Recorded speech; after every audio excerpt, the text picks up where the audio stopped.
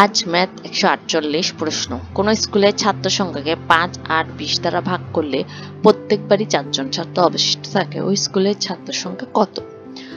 যেহেতু 4 জন ছাত্র অবশিষ্ট থাকে, তাহলে হচ্ছে 4 জন ছাত্র বেশি, লসাগু থেকে বেশি। তাহলে আমরা বের করি, ছাত্র সংখ্যা হবে 5, 8, 20 এর লসাগু অপেক্ষা 4 বেশি, যেহেতু অবশিষ্ট থাকে।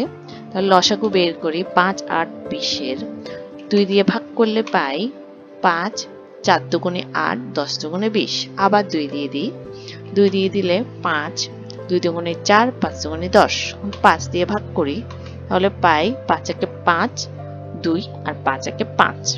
সুতরাং এদের লসাগু হবে 2 গুণ 2 গুণ 5, 2 মানে 40। যেহেতু 4 জন ছাত্র অবশিষ্ট থাকে, তাহলে 4 যোগ হবে। নির্ণয় ছাত্র সংখ্যা 40 যোগ 4, 44, অর্থাৎ মোট ছাত্র হচ্ছে 44। এই ধরনের আরো ভিডিও পেতে please subscribe my YouTube channel. Please আমার চ্যানেলটাকে গ্রো করার জন্য হেল্প করুন। ধন্যবাদ। আল্লাহ হাফেজ।